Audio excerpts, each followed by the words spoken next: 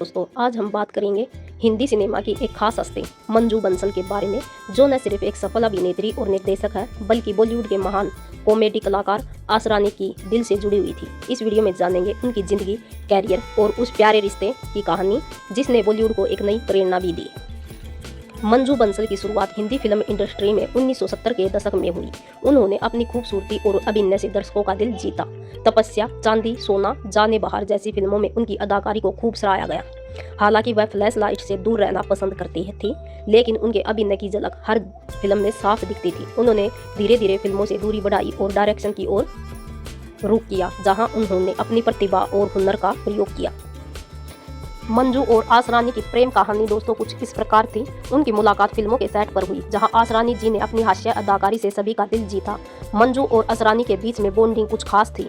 Set पर बिताए लम्हों के दौरान दोनों के बीच गहरा लगाव बन गया। उनकी शादी बॉलीवुड की चर्चित प्रेम कथाओं में से एक थी। शादी के बाद भी दोनों ने साथ मिलकर कई फिल्मों में काम किया और एक दूसरे का साथ निभाया। वे बिना बच्चे के भी एक सार्थक और मजबूत रिश्ते की मिसाल बने। आसरानी ने बॉलीवुड में लगभग 350 फिल्मों में काम किया। अपनी कॉमिक टाइमिंग और परफॉर्मेंस से टिकटॉक की कटाई की।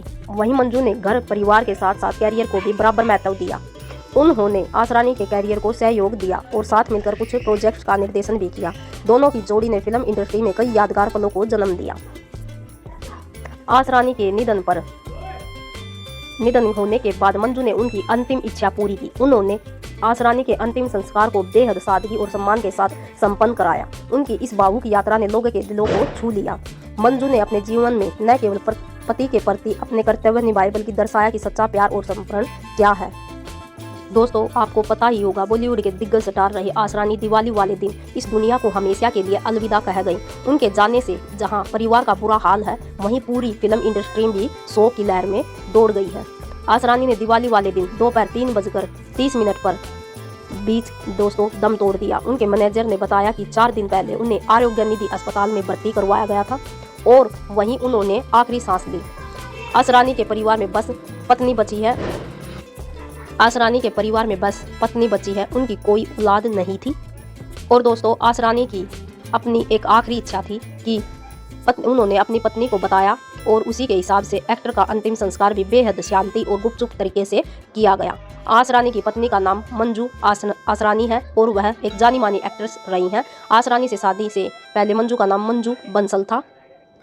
मंजू बंसल 60-70 के दशक की जानी मानी एक्ट्रेस रही। उन्होंने आसरानी के साथ कई फिल्में की। वह 80 के दशक तक फिल्मों में एक्टिव रही और फिर एक्टिंग से दूरी बना ली। सिर्फ एक्टिंग ही नहीं, बल्कि मंजू पब्लिक की नज़रों से भी दूर हो गई। आसरानी और मंजू जब आज की ताज़ा खबर और नमक हराम में साथ काम कर रहे थे तो एक दूसरे को दिल दे बैठे थे।